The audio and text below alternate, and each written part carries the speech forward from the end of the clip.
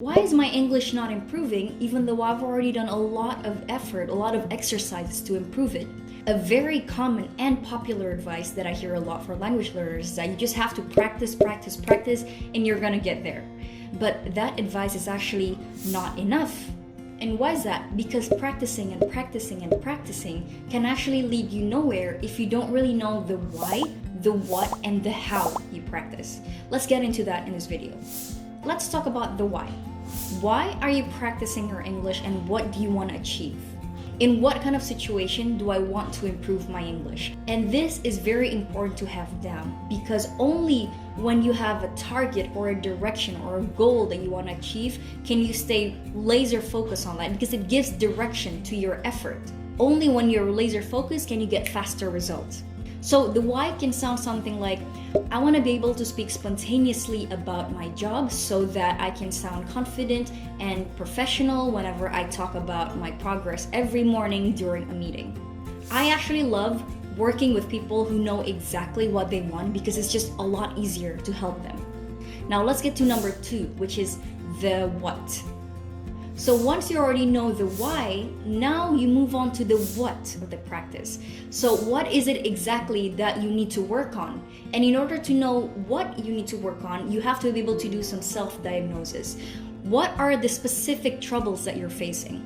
Is it maybe because you're having troubles retrieving the right words out of your brain? That could be a problem of learning relevant vocabulary. Is it because you're probably thinking about grammar when you're about to speak, and that's a problem of efficiency? It's not having the right focus when you're learning. It's like your brain is thinking too much when you're about to speak. Is it maybe because you're taking too long to string sentences together? Then it's probably because you learn vocabulary and grammar separately, which is not the most efficient way to learn a language. Is it because you're probably feeling a lot nervous when you're talking to people whose English are better than yours? Then that's more of a mindset, psychological problem that you need to tackle. So each of this problem has its own solution to it. So answering the what question could sound a bit like this. Okay, whenever I talk to my colleagues about my progress every morning, I'm having difficulties thinking about what tenses I use. So that probably means I have to reduce the amount of thinking that is going on in my head when I'm speaking. So you know exactly the problem, the root cause of why you're not fluent, and then you're just tackling on that. So to put it simply, you need to be able to diagnose yourself. And this is actually something that we talk about in my coaching program, English Sprint Academy, just in the first week. We're going to start out by setting a goal that is very specific to you, and then going down to the root cause of what is hindering your fluency.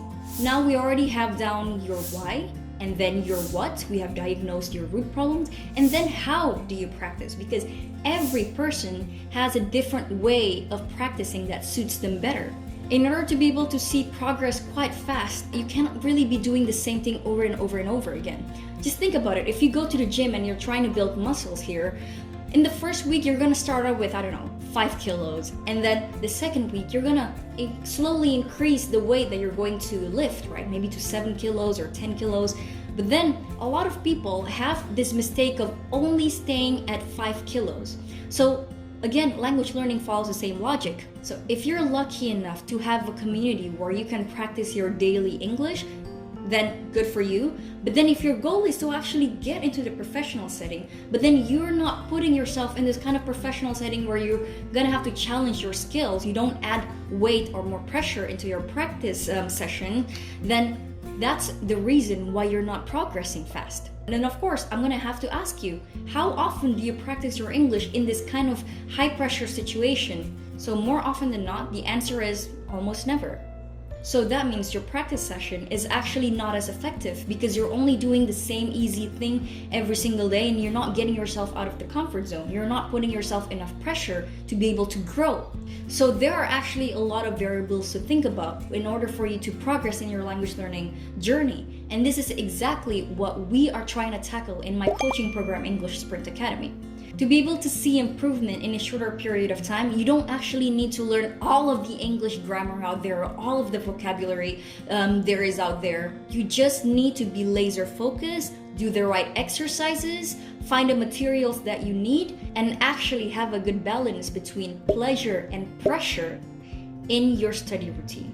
So if this is a problem that you're facing constantly, make sure that you apply to the program and let me help you through this coaching program. So I hope that this video has helped you, has shed some light for you, and thank you so much for tuning in. Make sure you click the subscribe button if you haven't already and like the video for the algorithm.